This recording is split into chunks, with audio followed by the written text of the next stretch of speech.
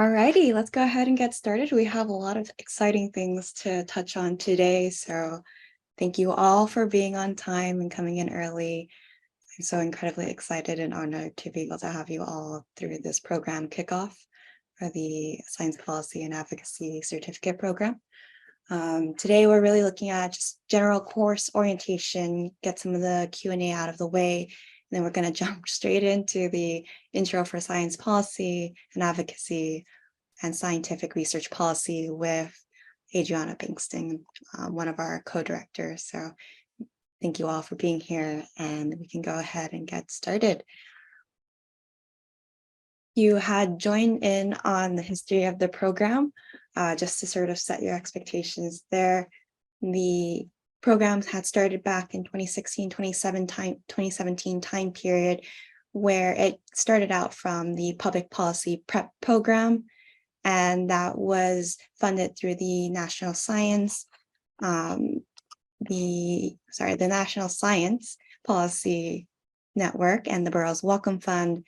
And it really came out of this increase of collaboration between researchers and policymakers.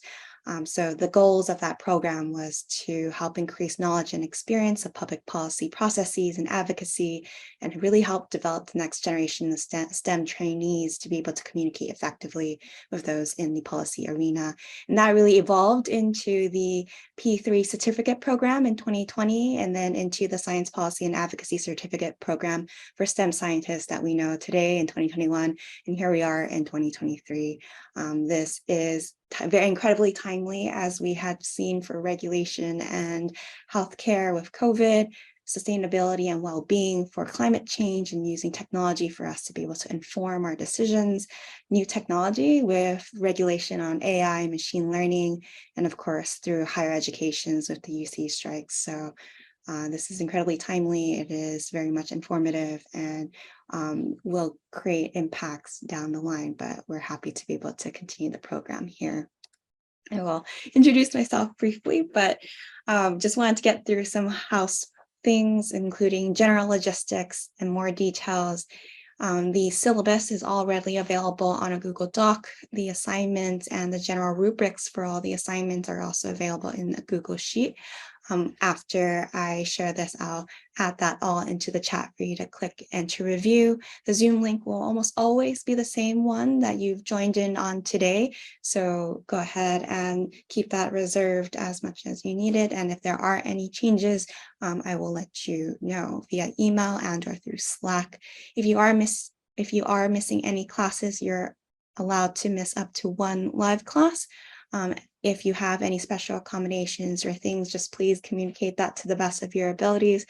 To make up for your attendance, we'll ask that you complete a quiz to just ensure that you've watched over the material and or created any of the interactive application types programming that we've created for you to apply the theoretical aspects of the learning components. And then finally, if there are more details, things that you have questions about that are not in the syllabus, you can also check out the info session. There's a YouTube link associated with that, which again, I will send out while we're doing some of the chatting later today. And then any of the updates, announcements will come through Slack as well as email from the coordinators, including myself. So that's really just a high level aspect of the general logistics. For the module details, please be consistent with your naming. If you haven't already named yourself, please use your full name. I see some Julies and some Oceans who might not have a last name associated with you. If there are any other Julies and Oceans, you might get confused. But to that point, that helps us keep track of who is attending and how long you've attended, just so we can keep track of that for the certificate aspect of this program. For video, we kindly ask if you could have your video on. You don't have to look absolutely glamorous, but we would love to have you looking fit and ready and professional to go. But on that note, this is a community and we want to be able to put faces to names and not have to teach the black boxes. So please have your video on as much as you can. We would really, truly love to have you in person and your face on screen. For the in-class activities, for any questions, hand raise functions, that's something that you can use. If there's any natural pauses that our speakers have, that's a good time to ask your questions again, either through the chat or their hand raise function. If we're going and you don't have a chance to be able to ask your question, just drop it in chat. One of the coordinators and or I will bucket them and get back to them at the end. It's meant to be interactive. It's meant to be a time for you to have all your questions asked. So if we don't get to it right away, we'll get to it at some point. The chat really is meant for you to be able to share your reflections, your thoughts, and things that we invite you to participate in. So please utilize the chat function as much as you would like. This class, a lot of it is sort of a flipped classroom style where we have some pre-course material, including reading and videos to set the foundation. And during coursework, during the in-course aspects of it, it'll be interactive, role-playing, discussion, reflection, time for you to take that theoretical back end and to apply it and to see how it feels for yourself, but also to apply it such that you sort of start to build the portfolio material so it's easier to write and do some of the assignments later on that we are asking you to do. If you don't already know, the key skills and assignments that we're looking at is communication, verbal communication through policy pitch, a written communication, written document, our op-eds, a memo, and finally some of the other documentations that are really helpful being a power mapping plan as well as a one-pager. The first two, policy pitch and written document, will be considered for competition, again, just to help increase sort of the interactiveness and give incentive to doing really well in this certificate program. More details on that in a little bit. Schedule, you should have all that in the syllabus.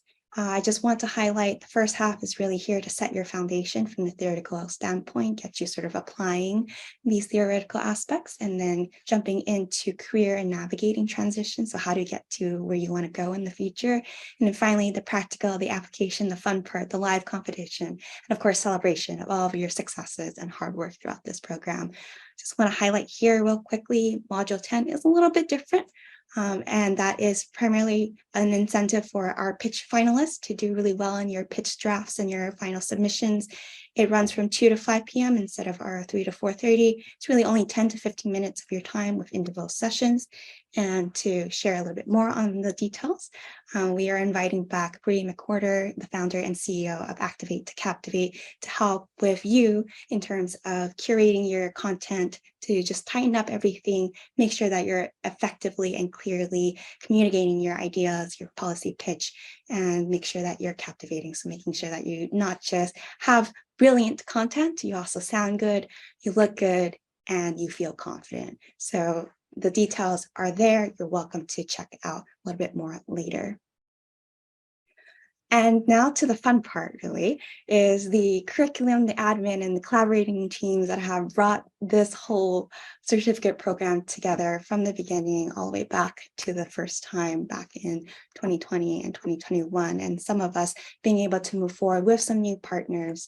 We're incredibly thankful. And this is a time to be able to get everyone to introduce themselves, including the person speaking now, Joanne. My name is Joanne. I'm the course co-director with Adriana Bankston.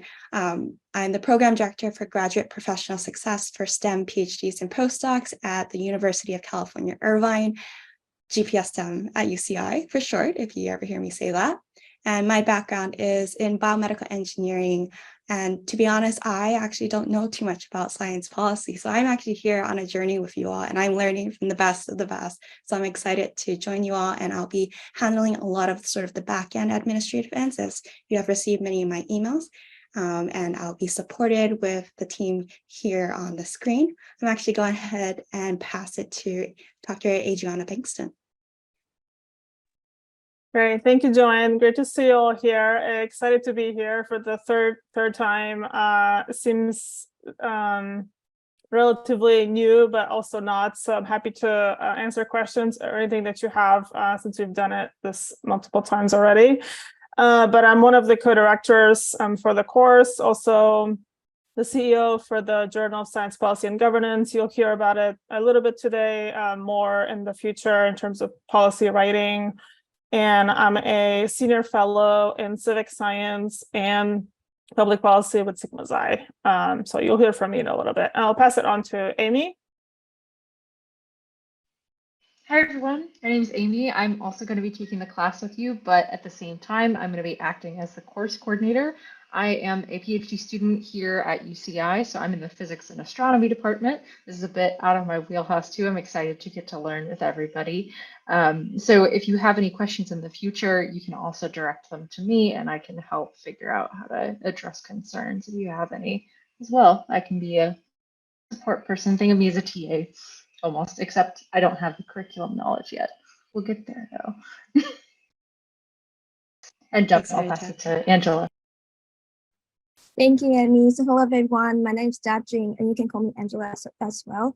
I'm also a PhD candidate at UC Irvine, and I am a former president at UCI Science Policy and Advocacy Network, which was created after we take the course together with the other two participants. I am also currently starting a new job as the science advisor at Open Dialogues International Foundation. And personally, I will attest to this course. I take this course 3 years ago, and it becomes a huge help and contribution to my personal journey for science policy and advocacy. Especially, I want to thank Adriana and Joanne to invite our team into being a class collaborators for this class. Thank you. That's wonderful. Angela's amazing. And I'm so glad to have this team behind me as we go forward. So moving on then to our collaborators, we have Melissa Varga and Courtney Hunt from Union of Concerned Scientists and Rich Tarif. Melissa, do you want to share a little bit about UCS? Yeah, I'm excited to be back. Thanks for having me and excited to meet all of you. I'm Melissa. I use she, her pronouns. I'm well, you can see my very long title there on the slide, Science Network Community and Partnerships Manager at the Union of Concerned Scientists, which means that I help train scientists to get involved in advocacy, to really build up their skills to understand what are the pathways for them to get involved in influencing policy, how to be effective in engaging in those pathways, and then finding out active opportunities to take action on the issues that they care about. UCS is a science advocacy nonprofit, so we have lots of different issues that we work on. I encourage you to sign up for the Science Network if you haven't already, to learn a little bit more about what those meaningful opportunities to get involved in science advocacy look like. And I'll put the link in the chat. I'm excited to talk with you in 2 weeks about power mapping, which means how to identify who the right decision maker is to target in your policy advocacy work. So stay tuned. That's awesome. And was Courtney able to join us today? Courtney, are you out there? Alrighty, if Courtney was not able to join us, then Rich Tarif has been instrumental at UCI, particularly with training scholars so that they are able to help manage the valuable resources in and around the urban complexes here in the lovely Orange County area, but also more globally. And they do a training program, which is funded through the NSF for graduate students so that they're able to have the interdisciplinary cross-sections of engineers, scientists, and practitioners be able to develop research to prioritize sort of the problems of climate change and other sort of ecosystem management and environmental changes that we see. I believe that they are continuing for a little bit longer before they're actually closing out, but we're excited to be able to have them as a continued program collaborator since the very beginning. So thank you so much, Rich Tarif.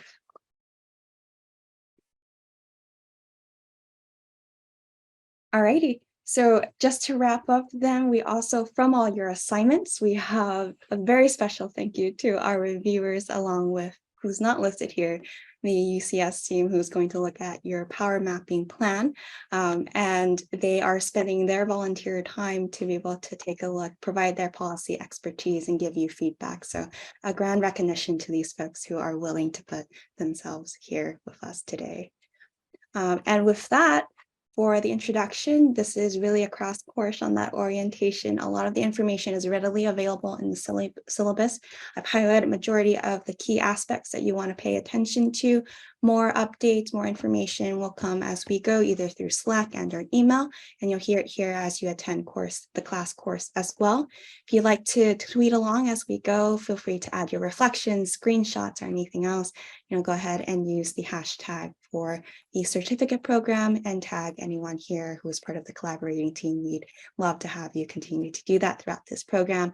For your questions, go ahead and drop them in chat, and I will catch them by responding to you via chat just to save some time today.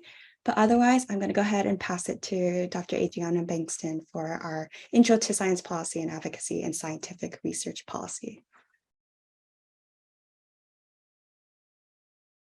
All right, great. Thank you. So let me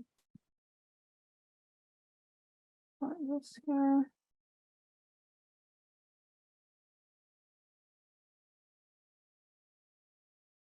All right. So thank you all for joining. I have the honor of giving the first lecture and providing an introduction into science policy and advocacy and scientific research policy. No small feat, but I'll be talking to you about a little bit about the history, how science policy is made, and a little bit about the skills that you might need, and then examples of impact that I thought would be helpful to frame the course to start off. So as Joanne said, I'm a senior fellow with civic science public policy with Sigma Xi primarily, also the CEO for the Journal of Science Policy and Governance, and also involved with SAI on the workforce and policy research as well. So starting really with the basics, and I'm sorry, I have my notes here, I'm gonna have to shuffle my papers here. But I wanted to just start because from the applications, it was apparent that, the level of science policy was variable, how much people knew really about the field. And so I thought it would be helpful to start framing, really thinking more about the field itself and how it came about it to where we are now. So how do we actually define science policy? So according to the book Beyond Sputnik, which is a classic, national science policy is defined as a set of federal rules, regulations, methods, practices, guidelines under which scientific research is conducted. And one thing I want to impart, which you probably already know, is that science and policy are interconnected and they influence each other. So that's something to consider throughout the program.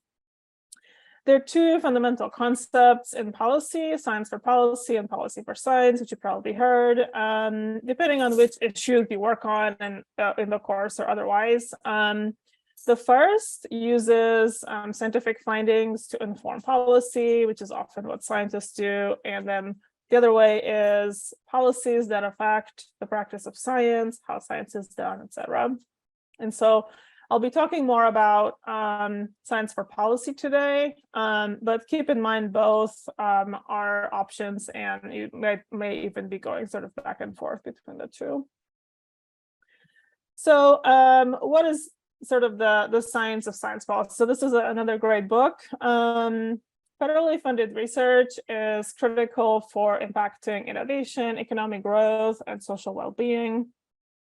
Of course, as you might be aware, policymakers don't always know how to exploit really the most important opportunities. A lot of them are not scientists, so that's a plug too. We need more scientists in policy, but also being able to use your expertise to help them make decisions.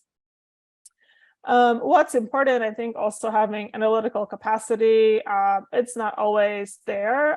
The science of science policy as a field, I think itself is evolving, and more research should be done as well. But there is a community of practice that's emerging in terms of advancing the scientific basis of science policy. So that's something also to be looked at and researched. For example, NSF grants like SciSip and others have really highlighted or facilitated some of this research. But I think the field itself is still growing. A few aims of science policy activities would be to develop evidentiary basis for decision-making by policy practitioners, build community between policymakers and researchers, and also connecting both between the origins and the later trajectories of social systems that will provide guidance to policymakers. Again, the importance of science in policy cannot be overstated.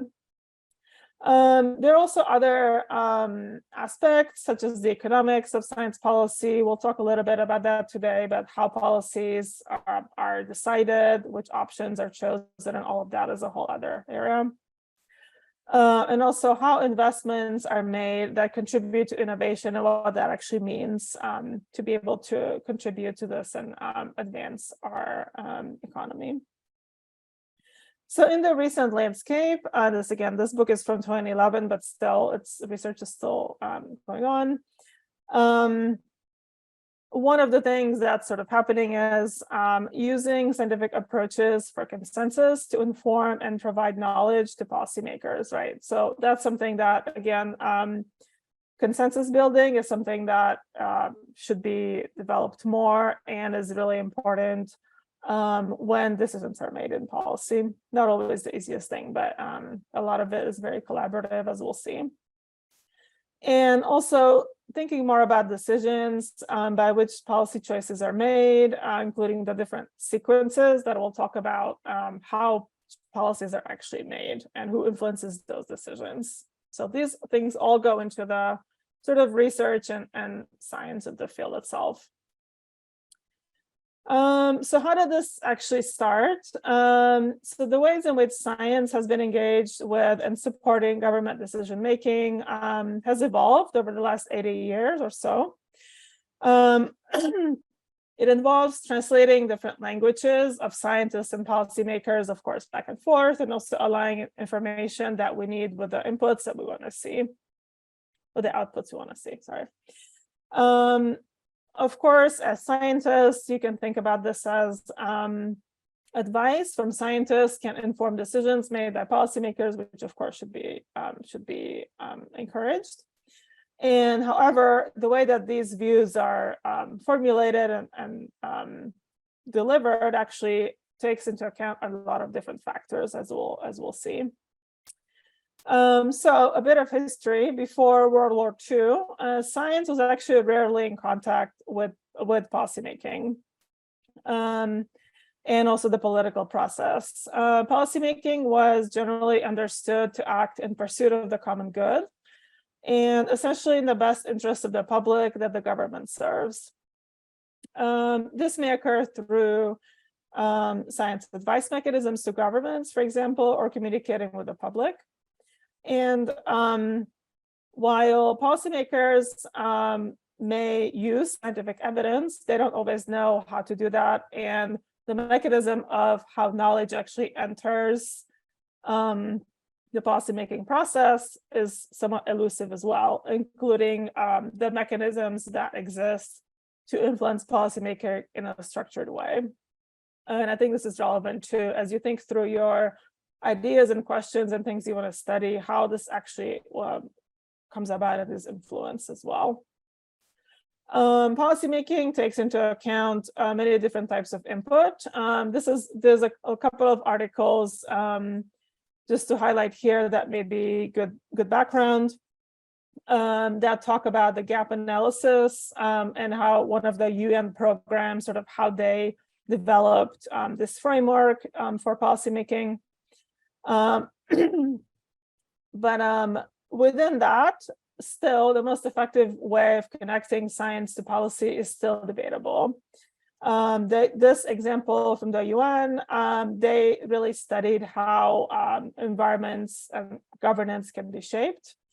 through a gap analysis. They created a program with workshops that look at capacity building and providing policy tools to support the practice.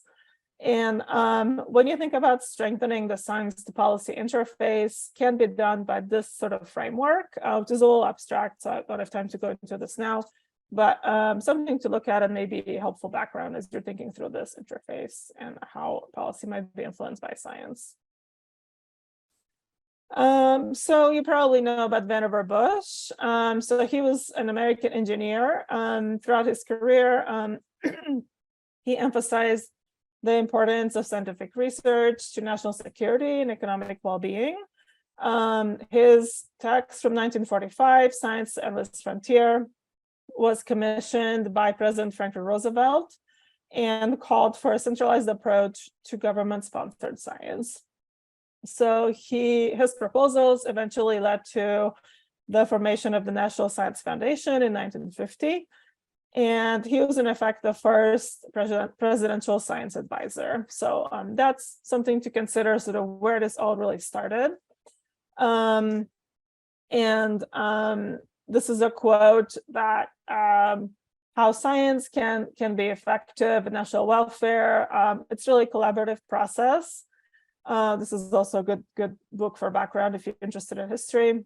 But essentially calls for the importance of science in policy and how scientific progress is important for our progress as a nation and the world.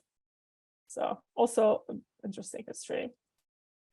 So starting from there, this evolves into ways that you can actually engage in policy, right? So you'll learn about this throughout the course. Conceptually, when we think about the science to policy interface, they can be parsed into several categories, again, from another classic book, The Honest Broker. In this book, Roger Pelkey describes 4 categories or roles of scientists in their interaction with the policy community.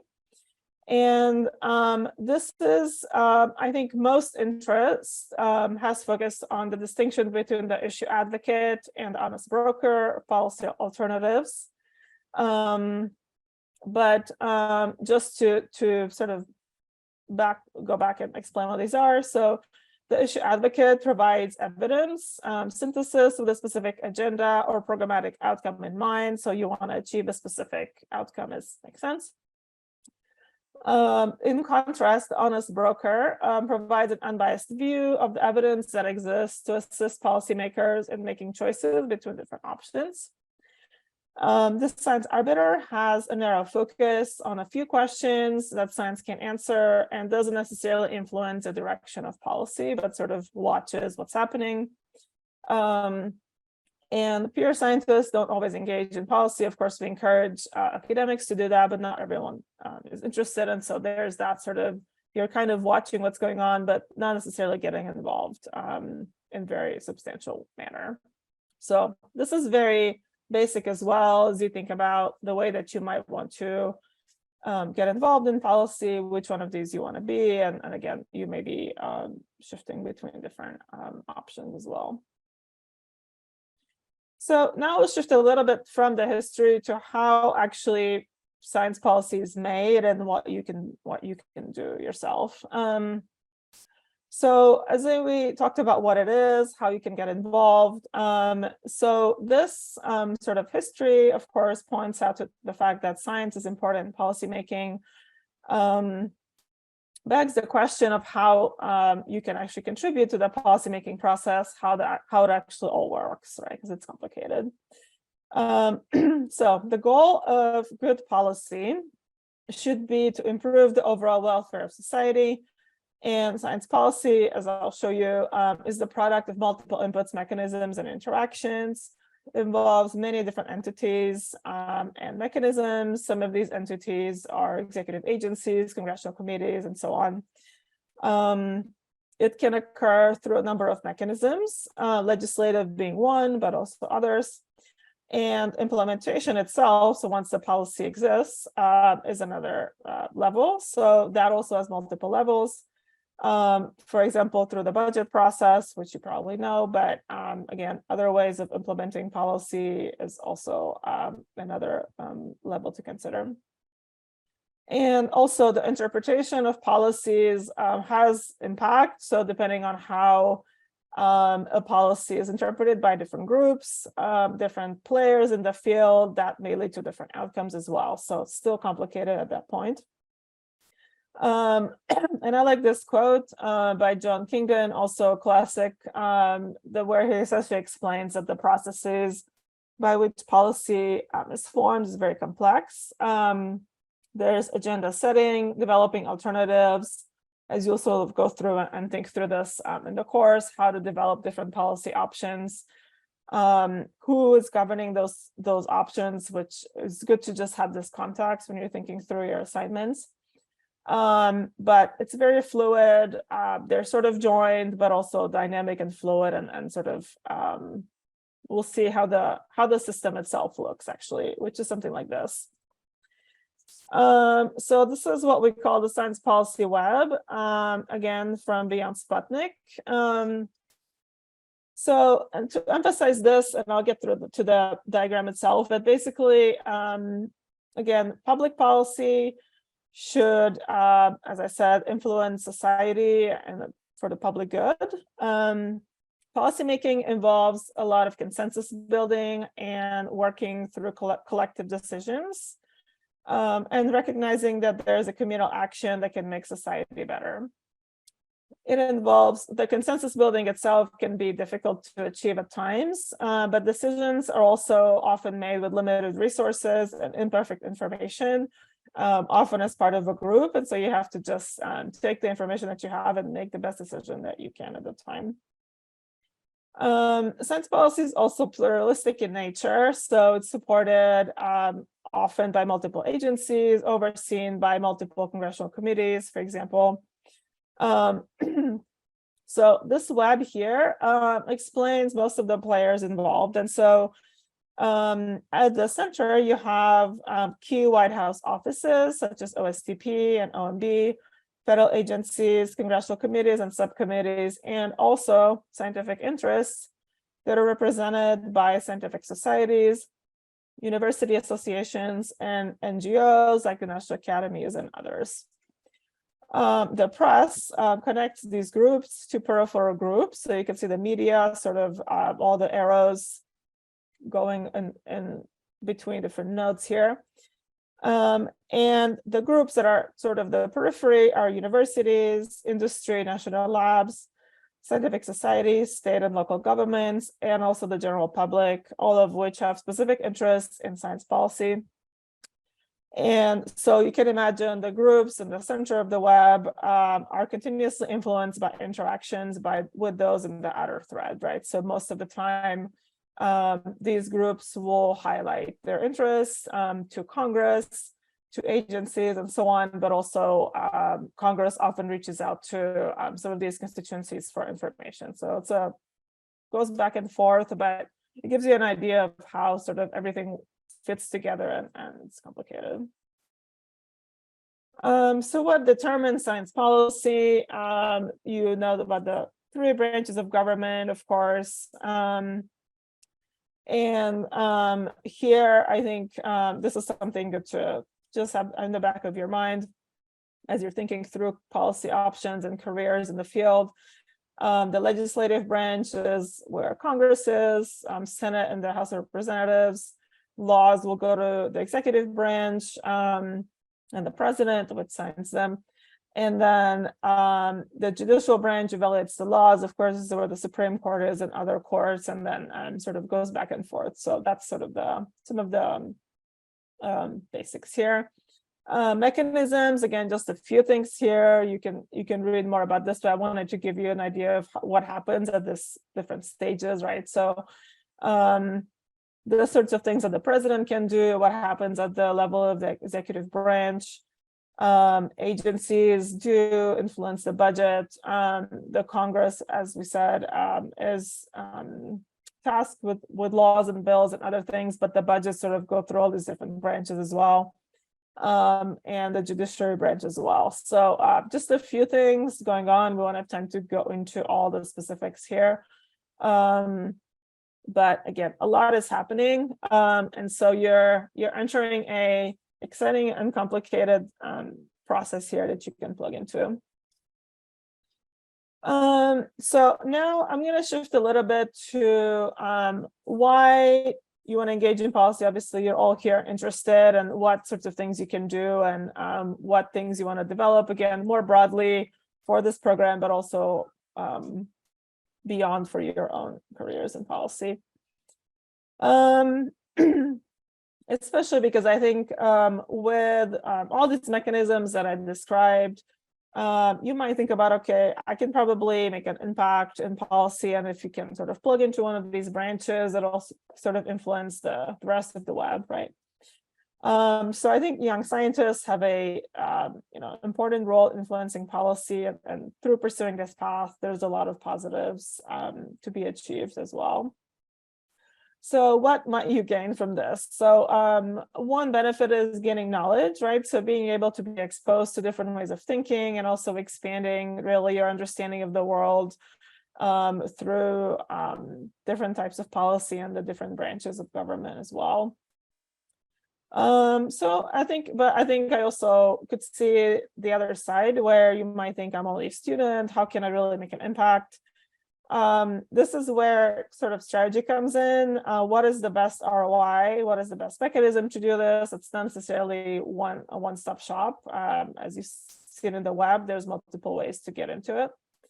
We could talk more about that later in the program. Also, different types of activities give you different outcomes, right? So you might imagine that some of these things, and that's why we're teaching you these things, to read and write, pitch your research and so on. All these things will be important. And these skills really can give you different outcomes. I think, as you think through the program, it's a lot of times about, working smarter, not harder. So a lot of things as you'll see in policy, very short and to the point, which is a skill to be learned. But I think in the broader sense, the things you learn here and just getting involved in policy generally does give you a leverage to address really important problems in society. And one of the things that drew me to the field that you might be interested in is sort of from research to policy, is that you really get a bigger picture of how things work, essentially, and a larger scale of the federal government, issues that you may be working on in your research, how those are so that translate to societal impact. One of the things is, there's a lot of work around community and public engagement. The public, of course, is a big part of the policy web and relates to sort of what I'm working on too. And I think this is important. Of course, as Joanne mentioned, sort of COVID and the pandemic was one example where science was very relevant to informing the public and different stakeholders about science and research and medical issues. So it's really important, I think, for policies to be crafted in a way that makes sense and also the public can relate to it. So this is sort of the intro when it comes to sort of history, how things are made, how things happen. So now I want to shift a little bit again to where it actually happens, which we sort of touched upon, but just as you're thinking through, how can I get involved? What kind of things should I develop if I'm a student in the audience? Where can I look for these things? What kind of things should I be developing now? So settings, again, these are just a few, but I think it covers most of the different settings here, which is think tanks, universities, professional societies, nonprofits and funding agencies. So some of these are more on the research side, other ones are more advocacy, or a lot of them are in between. Not everyone does advocacy, so happy to chat more about that if you want to know about specific settings here. Biotech is one. And of course, federal and state governments and Capitol Hill too. If you're looking at job titles, as I assume, if you're sort of on the tail end, you may be graduating, thinking through what kind of things are there. These are a few things, and I sort of look at it kind of from a spectrum of studying policy, sort of the research, the communication, and the public engagement and the lobbying side of things. So if you most of the time, and again, this is not exclusive, titles that are sort of analysts, they're more on the research and reporting. Advocacy manager and lobbyist is another title that is more about communicating and promoting science. Program specialist is something you often see in government, that is more around sort of organizing and facilitating programs. And policy advisors provide advice, and again, the sort of public service career. And then you have the congressional committees, House and Senate, and Capitol Hill, and all of that world. That's really more about advocacy and sort of the other side of it. So different options, and that would be useful for you to know and think through different things as you're thinking about your own careers. Another question I get often is, what kind of things should I develop now? And again, we'll teach you some of these things in the program, but more broadly, I also want to encourage you that you already have a lot of these skills that, you're expert in your field. You can understand how the scientific process works. You can understand, analyze data and think critically about topics, which is really important in policy because it's very based on evidence. So being able to put forth a helpful argument for a policymaker to use and take your ideas is important. So that's why being a scientist in policy is a good career field. There's also a lot of project management where it's, of course, you won't be in the lab doing research. So I think a lot of you are. Some of these skills that you could take from the lab into policy translate easily, and it's important to have that in a policy role. What I would encourage you to develop, and again, we'll go through some of this in the program, is to communicate to non-scientists, which is very different. Really think about your audience, right? So there's a whole, as I sort of alluded to in the first part, a whole essentially science to this, to analyzing your audience and building consensus to be able to actually develop a policy that the group that you're working with will agree to and push forward to a Hill staffer, for example. And then just for yourself, do work on your networking and developing professional relationships, which are important. Again, I think those of us who are here are happy to help and mentor you as you think through this. But for a lot of folks, I think, who have transitioned in the field, their own networking and professional relationships that they had, can get you far. And so I would encourage you to continue networking as well as you're entering this field. Another thing I wanted to highlight is where to gain this knowledge. And again, courses like this are helpful. But a few other ideas and things you might want to do, maybe in parallel. Join a policy discussion group at your university or your organization. Writing op-eds and blog posts, and this is why we teach you how to do this here, because it does make a difference, and it's important to have these writing skills when you're going for these jobs.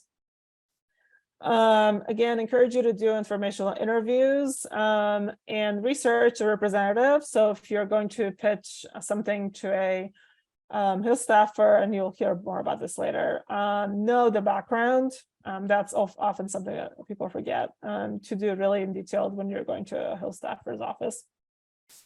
Social media, if you're not on Twitter, I would encourage you to get on now, because there's a lot of policy discussions, organizations that are there that you can learn about what's happening, and that's a good way to get involved. And of course, applying for fellowships, as we'll talk about later in the program, is a way to get in as well. What I would encourage you as you're sort of thinking through this is to find something that you're really passionate about. And so we'll make you pick something for the course. It doesn't mean you'll be doing that your whole career, but having something that you're going to work on and talk about and write about, be excited about and committed to the field can go a long way. So now I want to shift to sort of more practical things about how policymaking actually happens, which we've alluded to a little bit, but I want you to start thinking about this as, I'm going to work on this topic in the program, which is a good exercise to think through how to actually develop something related to this when it comes to a specific policy. Adriana? Yeah. I think we have some questions. Do you have some time to address them through chat, or would you like to save them towards the end?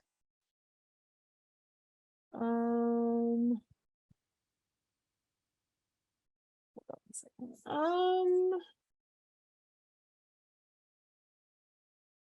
I think I could stop for a second. Hold on.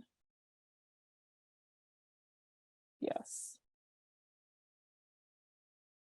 Maybe go back a little bit far. So just as a help, perhaps pretty early on, for the modes for the modes that you described, are they confined to individuals, or can institutions be considered for modes of engagement? That was one of the questions.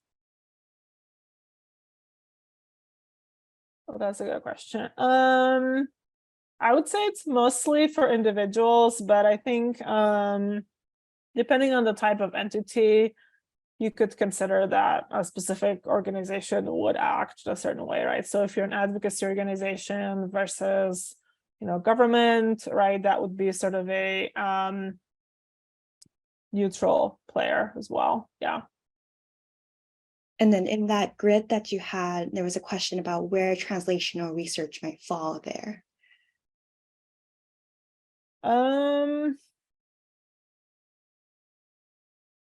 So that's, I would say, probably somewhere in the middle, where there is well, it depends. So there's scientific interest groups. I'm looking at the picture here. Federal agencies, that's a place where it happens, or it could be the university, which is right more in the periphery. So that can happen, I think, at multiple points in this policy web itself. And then the next one that I had picked up was, can you clarify about the difference between science arbiter and pure scientist? Yes, let me go to this. Yes, so science arbiter is sort of somebody that is focused on a particular area in policy. Pure scientist really is meant to be somebody that really isn't involved at all, right? Science arbiter maybe, but they won't necessarily look at influencing a specific direction either. And then I think the last one that I have, and I may have missed a couple, was, can you expand on being a lobbyist in science policy and what that means? So we can talk about this later as well, but basically that is essentially pushing a specific policy topic or area, a specific position on a policy topic. Again, that could be through your university or nonprofit. Different organizations, right, will lobby for different interests. But happy to expand more on that later as we talk about careers later in the program too. And then last, I don't know if you're going to touch on this at any point, if there's a difference between science policy and science diplomacy, or is that a later conversation? I'll be honest, I'm not that much of an expert in diplomacy. I think in some ways that's a separate field, but also it deals more with international science policy, I would say. I think players in diplomacy are not all policymakers either, so it's slightly a more broad field. That's something we'll touch upon later in the program too. Alrighty, I think there's one more question, but we can catch that at the end. It's a little bit more specific on other resources. Perfect. So let me go back to, so this is good. Actually, we had a little bit of break here. So we can now go back to more practical things related to how to actually make a policy.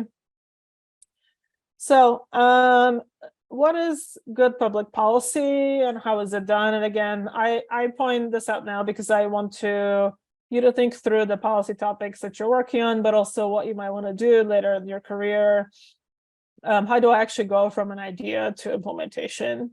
So this is very high level. There's a couple of books. Again, I'm going to recommend here, Introduction to Public Policy, where this is laid out, and there's another one.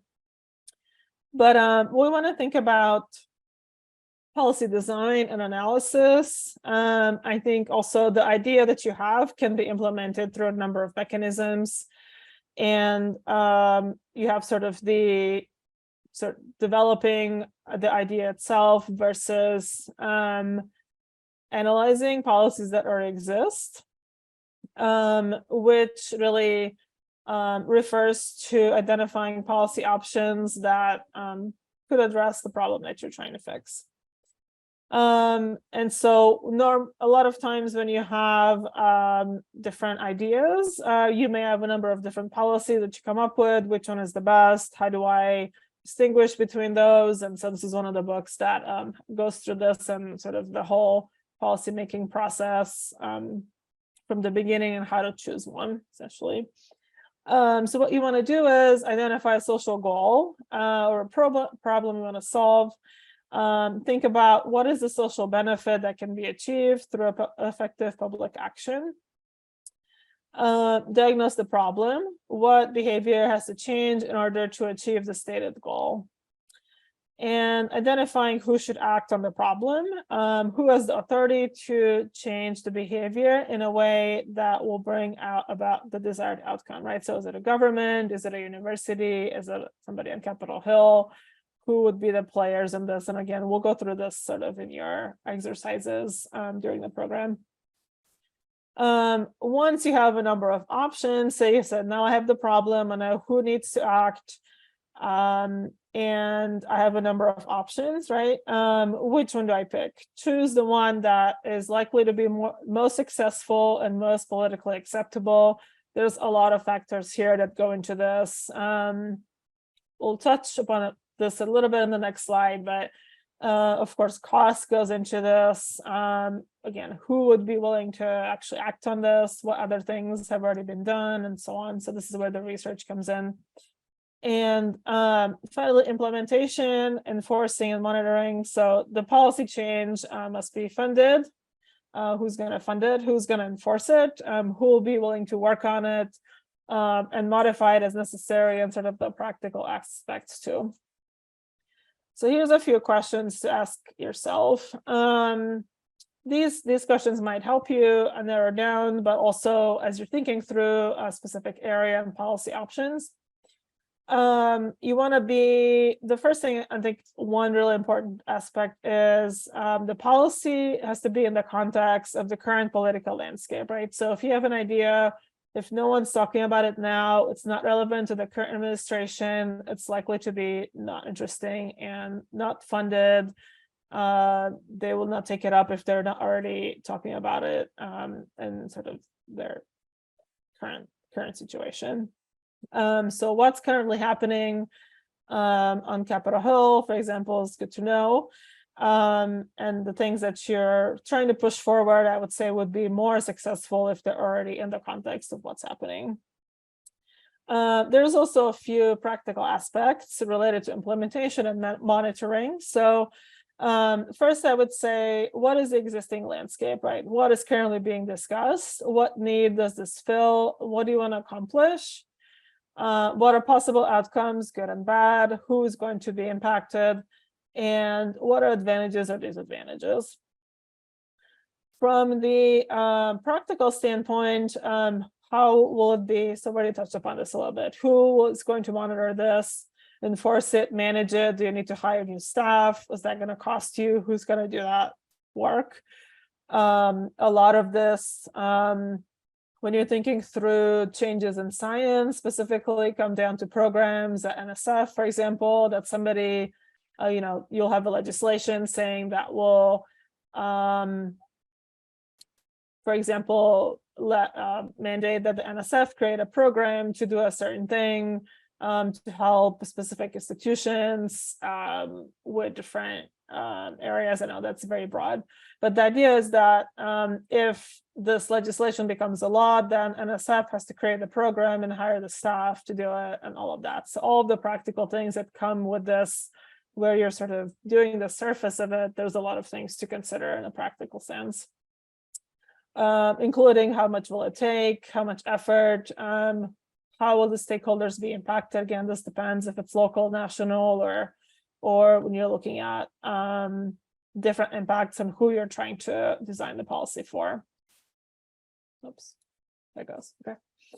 So for the last bit of this, I thought it would be helpful, and I won't go through sort of my whole career, but two things that I've been involved in that I think are sort of illustrative of how things work in the field that since I've worked in this, but also I think it's something to consider.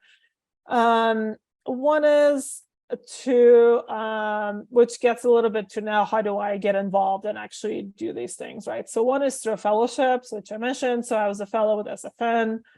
We could talk about that later, but the sorts of things that I was doing in the fellowship that I think are relevant to a lot of these different types of fellowships are to participate in the Capitol Hill Day, right, where we had members of SFN come and advocate for neuroscience funding and research.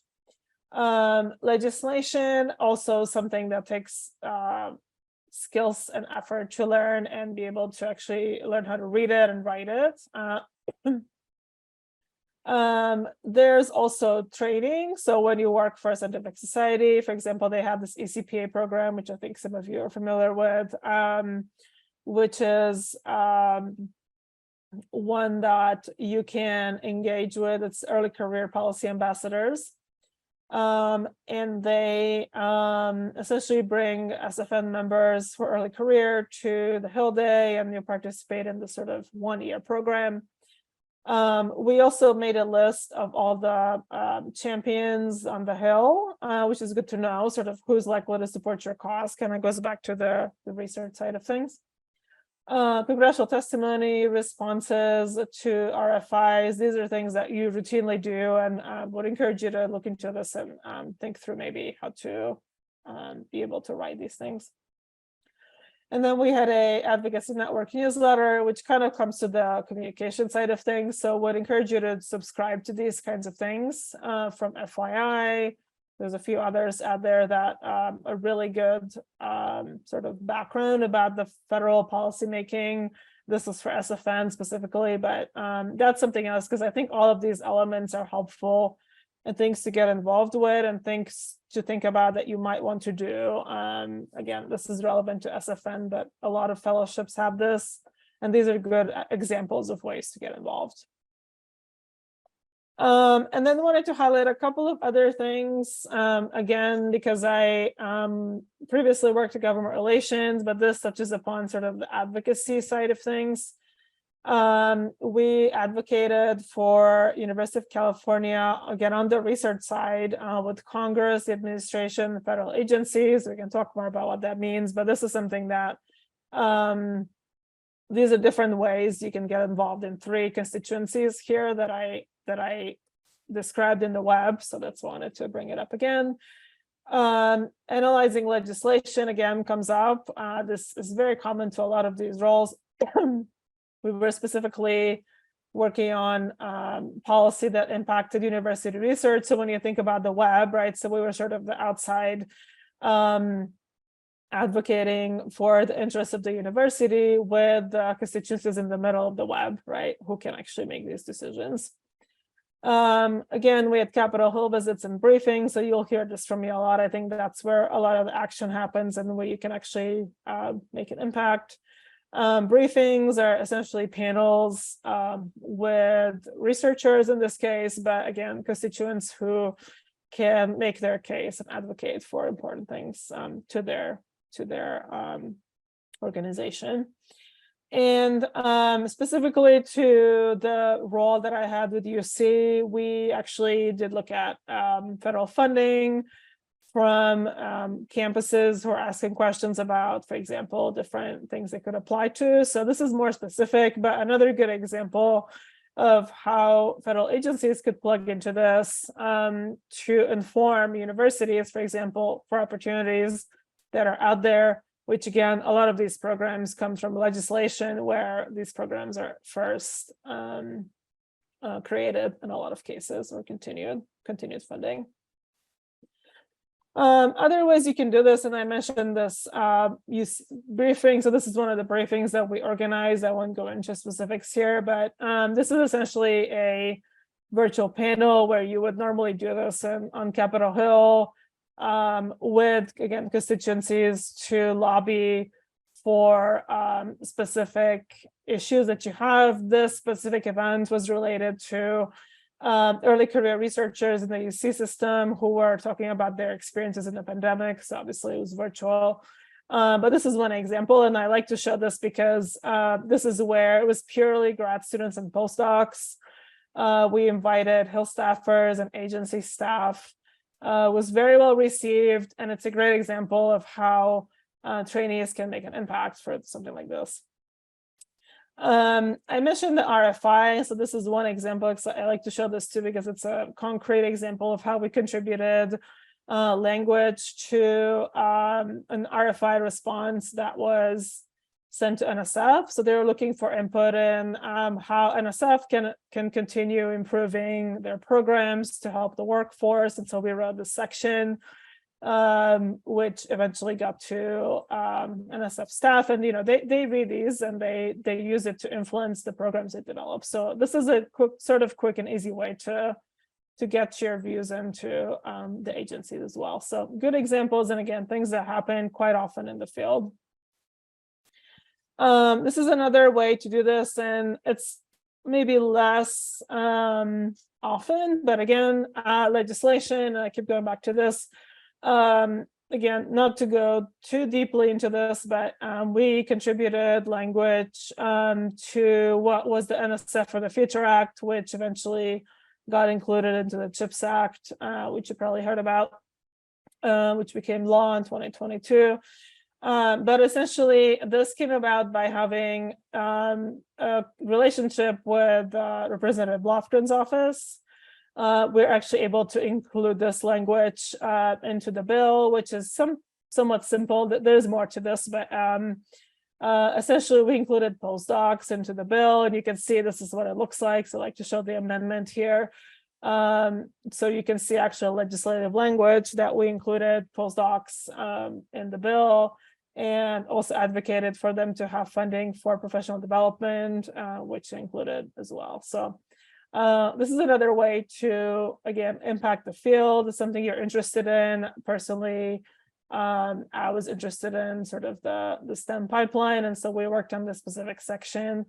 Again, this is where relationships come into play, but making your case really that, postdocs were not in the bill, and so we advocated for that, and they put that in the bill. So that sort of thing can happen. And then finally, a few tools, and you'll hear more about the Journal of Science Policy and Governance as we go forward in the program here. But one way to get involved is to write. And JSPG, we have a lot of opportunities for submission. This is one of our upcoming submission deadlines on civic science, which is relevant to my work. So I like to show this here, but JSPG is also another hub and tool for you to get involved in the field. We do a lot of events as well. So do check out the call for papers if you're interested in civic science. And lastly, because I'm working on this platform, and I'll touch upon this again in another session, we're developing a digital platform called Civico, at least that's the current name, where we will showcase policy trainings that you can take advantage of and get involved with through this virtual platform developed by Sigma Xi. As again, we'll talk more later, but the idea is that there are tools out there and ways to get involved. They're maybe immediately available that you may not think of, and these are a couple of things that you can use for your training as well. So I think that's everything. So feel free to connect with me. Of course, I'll be around, but if you'd like to connect on LinkedIn and chat more, always happy to talk with trainees, and also on Twitter. Adriana Bankston, as Joanne said, would be happy to have you tag everyone in the course to continue about your experience here. Thanks.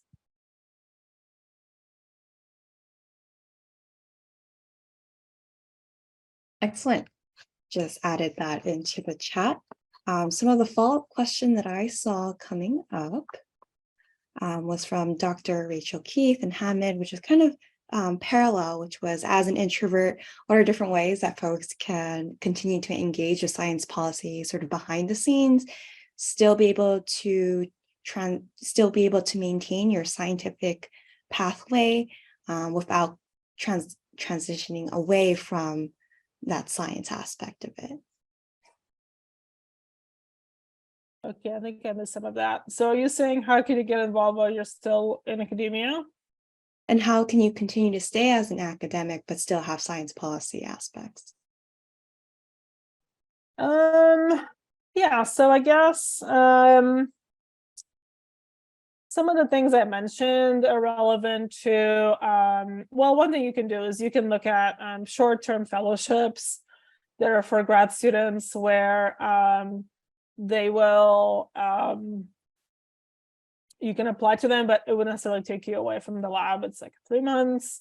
You can always do a Capitol Hill Day if you're a member of a scientific society. A lot of them have opportunities for blogging, writing, going to the Hill for specific topics that they work on, or again, some of those are related to your research or not. I actually, when I started out, I used to go to the science communication and policy sessions at the scientific society meetings that I went to for my research.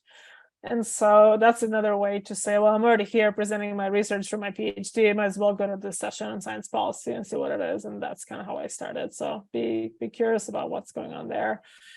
And there are, I think, a lot of organizations, societies will have sort of these calls to action. If you're a member of AAAS, or if you're not, you should join. But there's things you can be doing, sort of responding to calls to action, the RFIs, the Hill Day, fellowships. Those are a few things, and also writing. And again, you'll hear more about the journal later, but that's been a really good way for trainees to get involved who have written about either their research or policy connections to their research, or a totally different topic in policy that they wanted to write on, and they use that to move forward in their career. So a lot of options. That's great, thank you. Other questions that I saw, one of which from Elham was, policy needs to be funded. So does that mean we need funds in order to lobby it? Or is funds sort of built from that? And if I'm butchering your question, please feel free to jump in and clarify. Yeah, so yeah, it's sort of, that's a good question. Sort of a circular thing, because so I guess part of the answer is depends on where you work. A lot of the lobbying that happens is for federal grants, which, as I said, if you often have a legislation that will say like NSF needs to fund this program, and most of them do go all the way or renewed every year. It's harder to do that when you have a new program that sort of starts from scratch and you're trying to push that through a bill.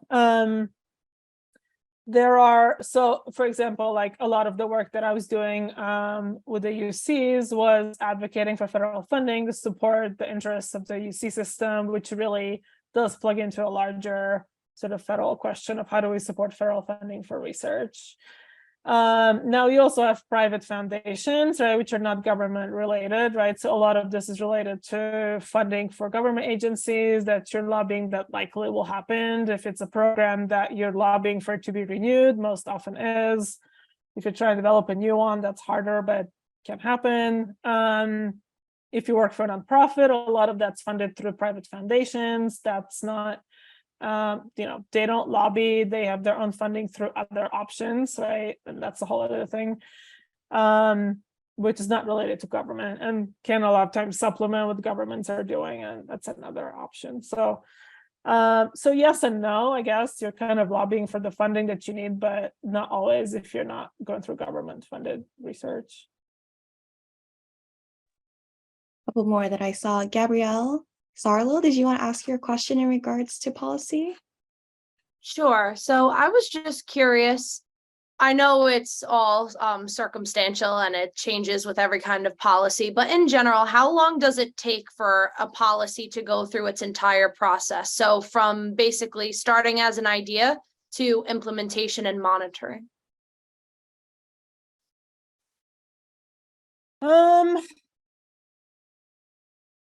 It varies a lot, I would say. Well, so one is, I think it depends on the scale, sort of where you're doing this. So a lot of times at the state level, things can move faster. Federally, it's really hard sometimes. So for example, the amendment that we wrote, that's a good example, because the NSF for the Future Act, I think it's been around since 2021 or something. The bill kind of got broken apart and re-pieced together. Essentially, the language that we wrote, actually, it's been there since 2021, but the bill didn't pass and become a law till about a year later, right? And then President Biden signed it in August 2022. From that point on, even there's more work to where then you're waiting for the president's budget to come out and say how much of this will actually happen, even though the bill actually did pass and it's not a law. There's still a question whether this is going to get funded and all the things you lobbied for that technically they have to be now because it's a law, whether or not that actually happens. So I think I would say can take years in some ways.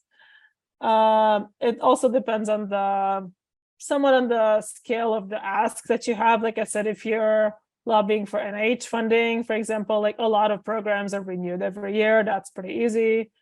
What we're trying to do, like we're creating a new program for postdocs, that's a harder thing to include, but still can take a while. But I will say that I think in some ways at the state level, it's a little faster, but also then the states will still kind of plug their funding into the federal space. So it kind of comes back to that again. So it can take a long time.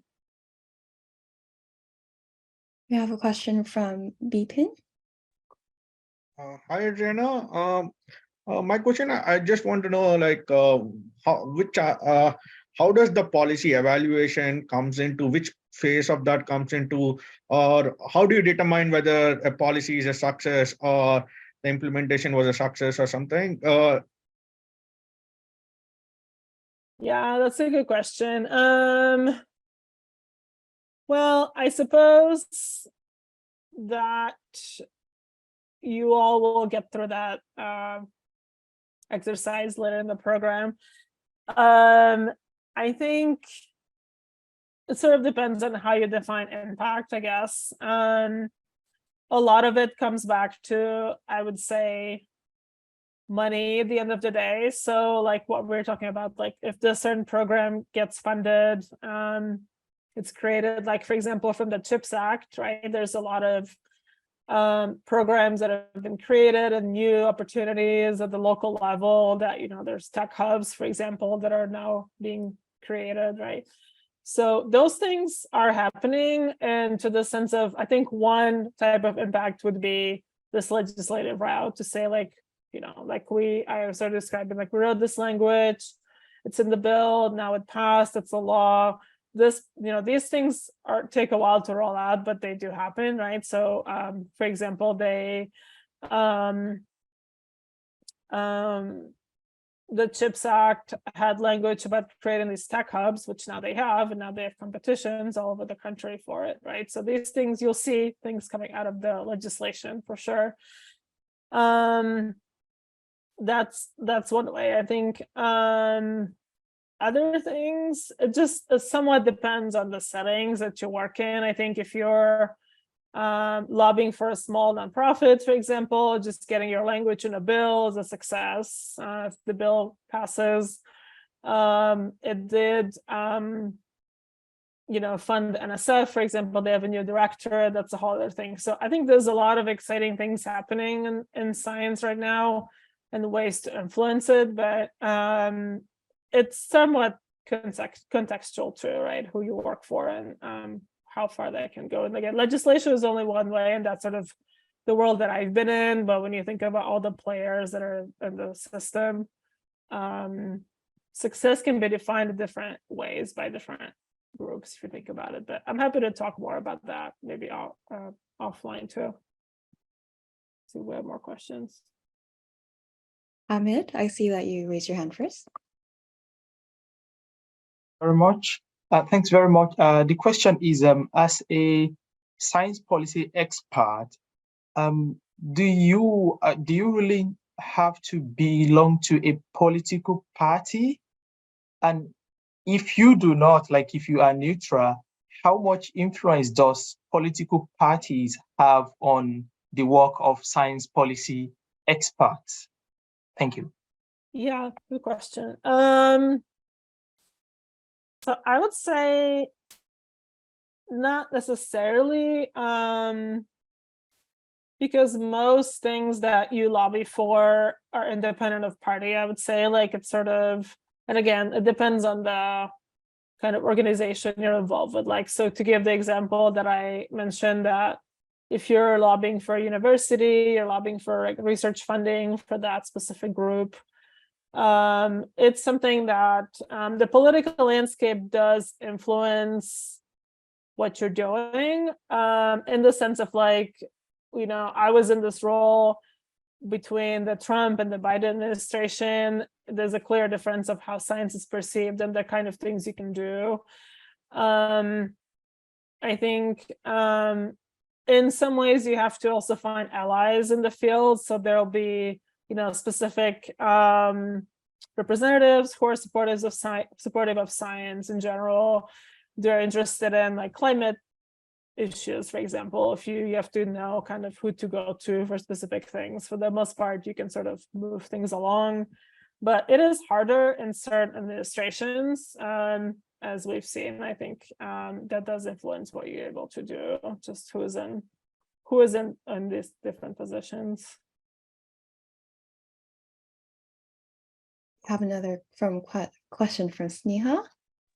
Hi, thank you for the great overview. I have two questions. So do you have like resources that would be a great way to follow which issues or policies are relevant?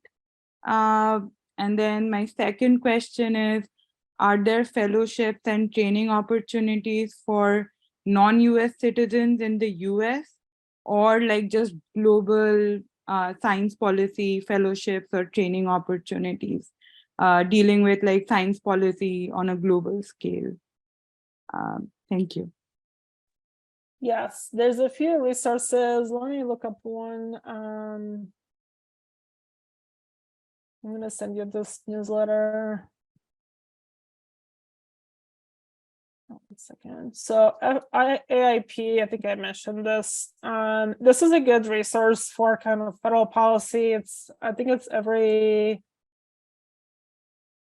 2 weeks. Can't remember exactly, but they summarize sort of what's going on in different branches of government and sort of nonprofits, kind of federal space related to science related policy.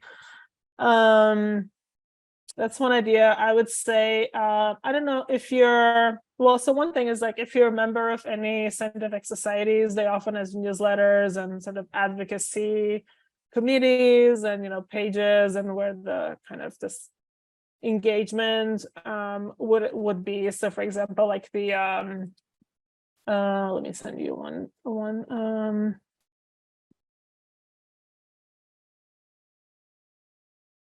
one example. So this is one, because I was involved with the American Society for Cell Biology, but this is one example.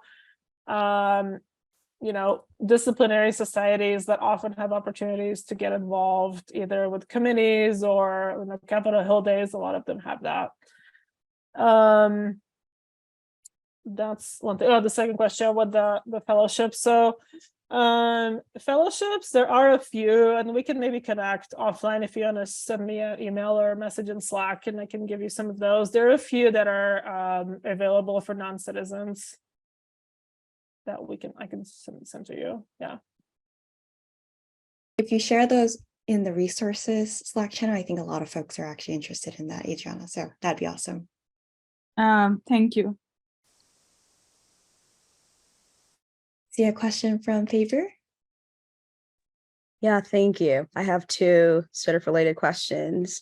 The first question is, could you please speak more to the importance of the intersection of science communications and science policy, and especially when you talked about translating the language from policy to science, but I also wonder about the other side of us having to translate understanding policy to inform scientific endeavors. So could you please speak more to that? Yeah, so well, I will say I have less training in science communication, but there is a lot of overlap in, I think, the skill sets that you need to develop, and somewhat nuanced in some ways, that I think if you think about the different ways to engage in policy, right? So a lot of it is sort of like pushing different priorities and sort of the advocate side of things. It's a little harder to be kind of neutral, although I was like, if you work for government, they don't lobby, right? So there's a lot of nuances kind of when it comes to different ways to engage. I think with, science communication, I think in some ways it's this kind of a field of its own, and like not necessarily targeted towards policymakers, but again, there's a lot of overlap between kind of the methods, right? The ways to engage if you want to use science communication. A lot of that, I think, is directed more towards maybe public engagement. I think engaging with policymakers does have a certain, I don't know, there's certain methods to doing that, I guess. Like I said, to like, who are you going to and what issues are you going to them for? And science communication a lot of times can be more broad, maybe, right? And so like potentially touching upon different constituencies that are different. Hope that answered the question, but we can chat more later if you'd like to. So now we're getting close to time. Yeah, thank you. I'll ask my other one really briefly. We noticed that like media popped up quite a lot in that intersection of all the different areas to SciPol. So I was curious whether or what resources you'd recommend for, especially as scientists who might not have as much media and marketing training, to upscale that to help minimize the misinformation that we might run into when trying to do advocacy. Yeah, media is a big area. Well, so in some ways, I think you can try to pitch some of your ideas to media outlets relevant to your research. There's a few broad ones too. I can share in the Slack too. A lot of that as well is also like if you work for a specific organization, they often that's actually getting into the media. I think it's a little harder, kind of as a scientist, but a lot of if you work for a specific organization, that often gets picked up by the media if it's something really big happens. I will say, I guess I'll put a plug here for the Journal of Science Policy and Governance, because we do actually pitch our publications to media outlets, and so that's a way to say like I published a paper, but like we also pitch to different groups. So we've actually had sort of two ways. One is the university side of things. So we've had actually universities highlight authors who published and say, interview them. Then we've had topical blogs like on environment and climate that picked up some of the papers, and then we had some kind of broad mainstream media ones too. So that does seem to be a mechanism, or we try to sort of foster that through the journal, that publishing there might be a way to actually get connected to the media, and we're trying to ramp that up too. So there's some ways. A lot of this, in some ways, it comes back to having some relationships. But also if you can do it through a university, for example, or organization, that may be more likely to work too. Thank you. Alrighty, if there is anything else, Adriana will be joining us through some of these sessions as we go along, and please get connected with her via LinkedIn, on Twitter. She's on our Slack as well, so there are so many different ways for you to get all your other questions asked and answered. Just jumping into the chat for rounding out today. For the end of module 1, your assignment really is to come up with a policy topic. Now that you have sort of some things to consider, ideas, as well as other folks that you've met that have enticed your interest in a particular field, go ahead and come up with a policy topic, write that down with your name. That'll essentially be the equivalent of your submission there, and start on your outline. Start thinking about those sort of elements that come together for policymaking, for creating a pitch, who else is involved in the conversation that you need to do a little bit of research, and sort of start digging in that direction. That outline is really meant to serve you for your elevator pitch as well as for your writing outline. So that's all there to get you started, to start evaluating where you need to go. Are there any topic parameters? I will say there are some rubrics, particularly for the pitch and the writing, that does ask some things about, like, is this considered relevant, and or do you have enough information to provide enough context to why this might be important? So those might be some parameters, but otherwise, Adriana, do you have any context for some parameters? It's fairly broad. I think in the past, well, actually, I saw somebody asking about collaborative writing, so that's where it's helpful. We sort of we want you to have an idea of what you're interested in, even if it's just like, this is what I'm going to be doing for the course, and use that as a practice. But also, if you have people who are interested in similar topics, you want to work with them and speak to them, make friends, talk about AI policy, whatever was in the chat, that sort of thing. So that's a good way for you all to see what everyone else is doing too. But other than that, we just want you to have something that you're starting from. Awesome. I can grab your question, Shikar. Thank you so much. It's Shikhar. Okay, so yeah, my question is regarding the assignment. Now, I was very attentive during the explanation and all the presentation. The one question that I have, and I saw a lot of others were also having a similar sort of a doubt, that a lot of the students here, let's call us students here, are not from the US. However, the certificate program that we are engaged with is sort of based in the US and focused on the US. So the policy pitch that we are supposed to have, or the assignment we are supposed to write, the topic we're supposed to come up with, should we keep in mind that the policy pitch is in regards, or it should be in regards to the US system, or in a way focused in the US? So I don't know if Adriana has a different idea on this, but I think it's fine to keep it within your country and the constraints there. The US is more of an example construct of how it might be applied here. And the bottom line, I believe, in evaluating any of these pitches as well as written documents is to hear your thought process. Do you have proof that this is an issue? Do you have the research? Do you have the stakeholders identified? And if you do, fantastic. You've well thought it out, and that's what we're looking for. Adriana, do you have anything to add to that?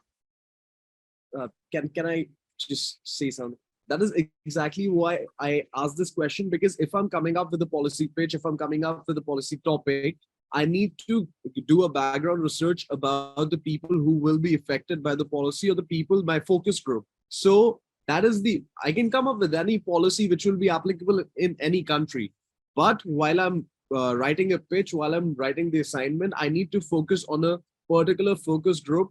If it's the US, it's okay. I'll do the background research for the US. But if you're saying it's for my own country, I can do it for that. So that is the only reason I wanted a specification or a clarity on what I need my focus group to be. So yeah. Yeah, it can be whatever you want. It is, and I'll share, I can share the link to the journal, because that's a good example, I think, to look at. Basically, for the program, we just want you to sort of go through a thought exercise. Like, if I pick this topic, I pick this audience, how would I pitch this? Because it'll teach you how to sort of think through the process.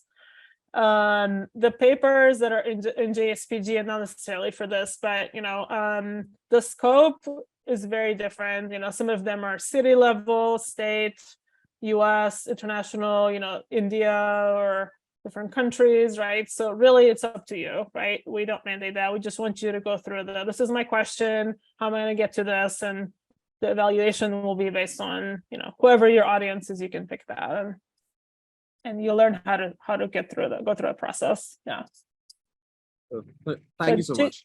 JSPG can be a good resource, I think, because you'll see different sort of pitches, different scopes, right? That's a good thing to look at too. I know some folks were at time, so feel free to head out, but we can catch any other Q&As coming up. Gabrielle? Hi, I just have two quick questions. The first is for the topic outline. I saw that in the Google Doc, it mentioned that it's not submitted, reviewed, or graded, but then below in like the module assignment section, it has the space to submit your outline. So are we actually submitting the outline, or are they not getting submitted? I just want to make sure I understand which one. So you can submit, it just will not be reviewed, but let me change that and remove the drop-off box or keep it. In fact, I'll just keep it just so we can keep you all on track to make sure you're moving forward. Just know that it will not be reviewed. Okay, which goes into my quick second question, which was, if we're very new to science policy, is there a way to request for it to be reviewed? So like before we get too far in the course, our idea makes sense, or the way that we're thinking about how we present a policy pitch is on the right track. Like, is there a way to request that, or is it just not an option? Yeah, so when you get to your next module, you'll have a sense of a framework to add in that information. So the outline is really for you to gather the information and sort of to start thinking about how you might put things together. And then in the next couple of sessions, you'll get the framework in where that information will get put into. When you do your elevator pitch, which is your first draft of it, that'll give you a sense and more feedback as to whether you're going down the right direction. This is sort of a process of easing you into that and giving you a chance to sort of explore everything from that perspective. But I can check in with our team to see if we can get some review on those outlines. I see. So if it turns out later on in the modules that our topic choice wasn't working for whatever reason, we can always shift it to something else then as we develop through the course. Yeah. The drafts between the first elevator pitch and the second don't need to be synonymous. It's just there to give you framework and to give you that practice of exercise to get better and better. Perfect. Thank you so much. Yeah, of course.